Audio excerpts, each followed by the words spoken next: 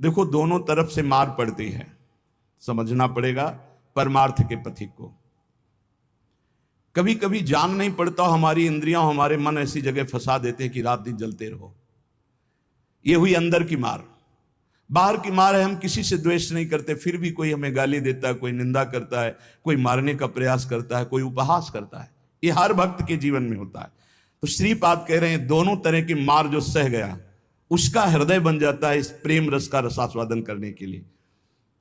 भगवान देख रहे हैं, पर वो चुप रहेंगे। हमारी बात को पकड़ना, जब तक आप परिपक्व नहीं हो जाएंगे तब तक आपको पिटने देंगे। सहो। भगवान आदेश करते हैं, अर्जुन के सामने खड़े हैं, मात्रा स्पर्शास्तु कौन्ते शीतोष्ण सुख दुखदा आगमा पाइनो अनित्यास्तास्तितिक्षस्व भारत। ये नाशवान हैं, आने जाने वाले दुख सुख है, इनको सहो। बड़ी गलती हो जाती है, हम टूट जाते हैं, बाहर की थपेड़ों से, अंदर की मार से टूट जाते हैं। इसीलिए हमें भगवदानंद की अनुभूति विलंब से नहीं तो बहुत जल्दी हो जाए। दौड़ पड़ते हैं भगवान जब साधक हर बात चुपचाप सहता रहता है, हर मार सहता रहता है, तो भगवान को फिर देखा नहीं जाता, फिर दौड़ पड़ते हैं और उसके हृदय मंदिर पर प्रकाशित हो जाते हैं, निहाल हो जाता है। श्रीपाद कह रहे हैं, हासम भर्त्सन ताड़नादिषु सदा कुर्वन् विषादम नहीं ग्रासस्याप्यनुपस्थितौ व्यवहरल्लोकेति मुग्धार भवत्।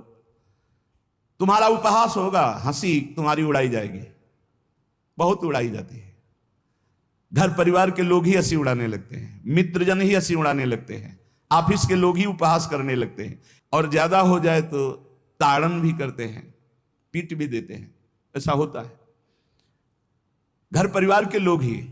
ऐसे कितने हमारे पास प्रश्न आते हैं कि हमारे परिवार के जन हमारा भारी विरोध कर रहे हैं।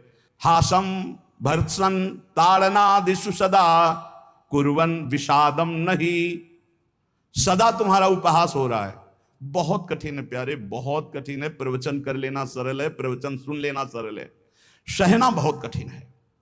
जब बाहर से निंदा हो और अपमान का समय हो और अंदर से इंद्रियां और मन साथ ना दें, फिर सोचो उस उपासक की दशा क्या होगी। उसी समय सत्संग के वचन उसे बचाते हैं। यदि शास्त्र और सत्संग का स्वाध्याय और श्रवण है तो बच जाओगे, नहीं तो मार देंगे अंदर के शत्रु और बाहर के शत्रु। ये परमार्थ बहुत बड़ी वस्तु है, बहुत बड़ी वस्तु, अनंत जन्मों की बिगड़ी बनने वाली है। बस गेम है, थोड़ा सह जाओ, आगे निकल जाओगे, पर बहुत कठिन है। हम इसलिए कह रहे हैं किसी मार्ग पर चल कर बोल रहे हैं। ऐसे पढ़ करके प्रवचन कर लेना अलग है, लेकिन छाती में वार सह के और फिर कदम बढ़ाना, वो आह ही निकलती है, वो प्रभु का बल ही काम करता है। वो आपको गिराने की कोशिश करेगा, उठाने की कोशिश नहीं करेगा। उठा सकते हैं तो महापुरुषों के वचन और भगवान के वचन जो शास्त्र कहे, बकाया और कोई नहीं। जब ये पढ़ते हैं तास्तितिक्षस्व भारत, सह जा इनको, तो हिम्मत आती है। जो सह गया वही परम पद का अधिकारी हो गया, वही अमृत पद का अधिकारी। हिम्मत बनती, चलो चलो और आगे बढ़ो, सहो। विषादम नहीं, हृदय में विषाद नहीं होना चाहिए। आपका उपहास होगा, तिरस्कार होगा, गाली मिलेगी, निंदा मिलेगी। हो सकता है तुम्हारे मित्र तुम्हारा त्याग कर दें, परिवार के लोग तुम्हारा त्याग कर दें, ऐसा भी हो सकता है। ग्रासस्याप्यनुपस्थितौ व्यवहरल्लोकेति मुग्धार भवत्। हो सकता है कि तुम्हारे खाने पीने की व्यवस्था में भी व्यवधान पड़ जाए। देख लो, तितिक्ष ब्राह्मण को बांध लिया, प्रसाद उसका छीन लिया, उसकी पिटाई की बहुत। एकादश स्कंद में क्या दोष था? केवल भगवान के भजन के लिए दृढ़ नियम लिया था, मौन रहूंगा, बोलूंगा नहीं, चाहे जितना सताया जाऊं, कभी भगवान के मार्ग को नहीं छोड़ूंगा। शुरू हो गया जीवन में उपद्रव उसके। कह रहे हो सकता है कि आपको ग्रास लाभ के लिए भी परेशानी आ जाए, जैसे सुदामा जी को। तुकाराम जी भी महाराज, अभी आगे चरित्र, तुकाराम जी भी महाराज कह रहे हैं, अन्न के बिना परिवार त्रस्त हो गया।